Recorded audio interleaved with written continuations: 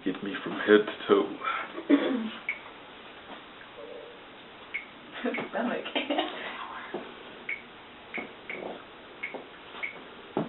Good evening, everybody. When you think of rap beef, I know a lot of people think of murder, death, pop, pop, pop, killing, and all that. But you're wrong, because you go back to one of the most popular rap beefs, there ain't no killing at all between Jay-Z and Nas.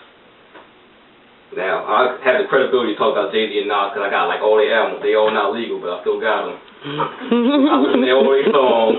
I work at MTV, and we do a lot of hip-hop related stuff, and that's my credibility right there. Let's see. So tonight I want to go over the history, what caused all the beef, each song, and I want to tell you what happened after that, because they made peace after that, and why there was no violence, and why it was an uplifting and positive beef. So it started back in like '96. You know, Biggie was around with the King of New York. Then Biggie died from a violent beef, but this ain't about violent beef. And so after that, everybody's like, who's King of New York? And then we go from Nas, who was the top selling artist around that time, and then it was Jay-Z who was coming up with the Hard Knock Life and whatnot. Jay-Z was a fan of Nas at first, because his first single off Reasonable Doubt was Their Presidents, which had Nas sampled on the hook. He wanted Nas on the album too, was on a song called Bring It On, but Nas never showed to the studio session, so that he took that as disrespect. So later on, Memphis Bleak, one of Jay-Z artists on Rockefeller, released his album called The Understanding, and on that, he had a song called Mind Right. And then he said, your lifestyle is written on one of the songs, and Nas' second album was called It Was Written. So people were saying, oh, you're coming at Nas. Nas just dismissed it. But Prodigy, that's a friend of Nas from Queensbridge, because they all Queensbridge rappers, like, Nas, you gotta come at him. Nas like, nah, I'm not gonna listen to that. I'm not gonna come at him or anything like that. And then,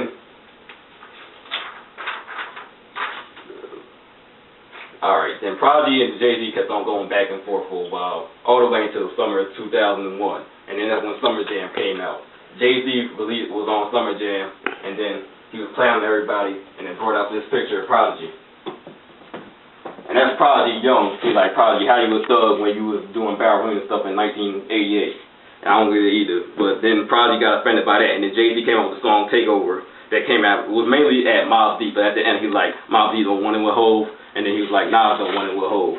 And then everybody like, oh, you called Nas out. And then Nas finally came out with a response to that, and he came up to like a freestyle on the Eric B and Rakim beat, Paid in Full, called Stillmatic Freestyle.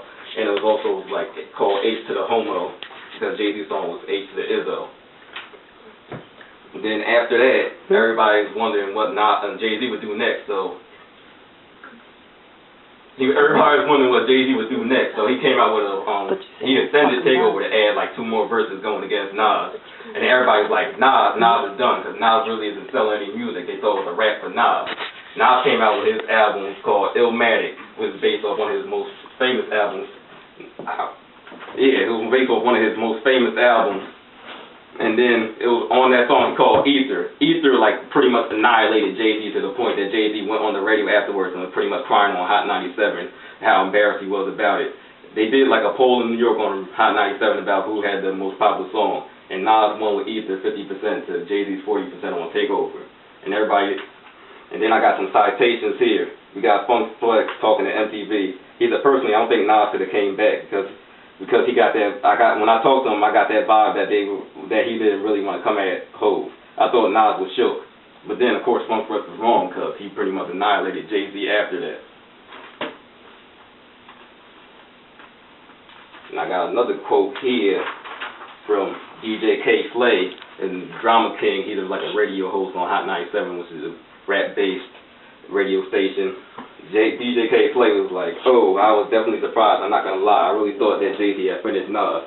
It was really terrible for a lot of people because they slept on Nas, but Nas came back and shocked the world. Then when Stillmatic came out, that was the #1 album. Jay-Z released the Unplugged album the same day and only did #8, so that can show that Nas was coming back on top of New York. Afterwards, Jay-Z was feeling salty. He released a song called Super Ugly, but nobody was feeling super ugly because in it, he mentioned Nas's baby, and everybody's like, how can you be that grimy? He mentioned Nas's baby. He said he left the condom on the baby seat when he was messing with Nas's baby mom. And then Jay-Z's mom called him out about that and made him apologize. So next day he apologized publicly, and the things weren't looking good for Jay-Z. After that, Jay-Z wasn't done yet, so he came out with Blueprint 2, and on that he was talking about how Nas was hypocritical. He was like, sometimes you're talking about women and money, and then other times you want to talk about uplifting African Americans. Make up your mind. and Nas came out with a song called Last N-Word Alive, and in that he was talking about how Jay-Z provoked the beat and Nas was minding his own business, and he needs to shut up because he already shut him down and all of New York turned against him. So that was around 2002, and then like 3 years later, Jay-Z retired, but he only retired for like a couple months, and then he came back. He came back on tour called the I Declare War Tour, and then he had like a bunch of guests like P. Diddy, Shine, a whole bunch of people. And then at the end, he brought out Nas. Everybody was shocked because they thought they hated each other. They thought they were going to shoot each other or something. But no, everything was all positive. They sent a message to the little kids like, oh, you don't got to be in the streets and shooting everybody. This rap is all about competition and then about murder and killing and blood and all that violence. They did a couple songs together. One of them was Black Republican off Nas's like 7th album called Hip Hop Is Dead. And Nas talked about working with Jay-Z on that. He said, I needed that beat. I mean, we really needed the beat to be crazy. I wanted Jay to do it. I wanted Kanye to do it. But I had a timeline. And then we just came out. He said, I was overthinking everything. So we just threw it all together and came out with magic. And then, next slide, please. This is them posing on stage. It's a little epic picture. I got it posted over in my wall because I'm a fan of hip-hop. We can go to the next slide. This goes over all the notable songs within the beef. A lot of Jay-Z, a lot of Memphis Bleak and Prodigy, and there goes Nas and all that. And then, at the end of the day, this beef is still debated each day. It's like a legendary beef. A lot of people talk about it, and a lot of people debate. Some people still fans of Jay-Z, some people fans of Nas. I personally side with Nas because I think Nas killed Jay-Z, but I still think they're both talented artists.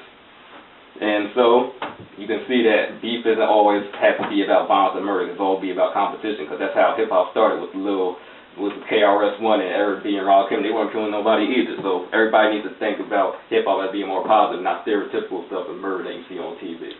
So, guys, any questions? A question. Yes, ma'am. What made you so interested in this so-called beef in hip-hop?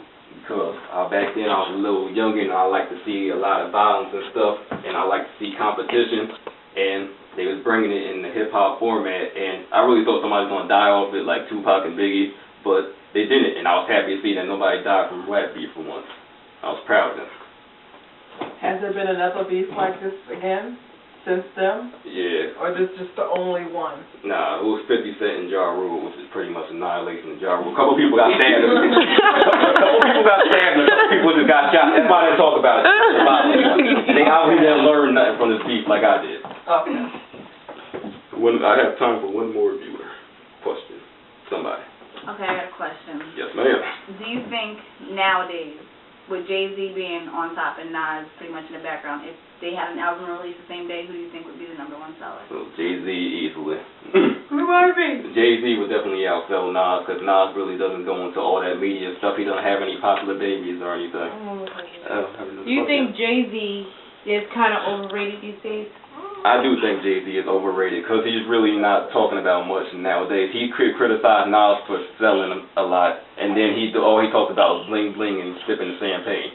Well, thank you, ladies and gentlemen, and that'd be a good day.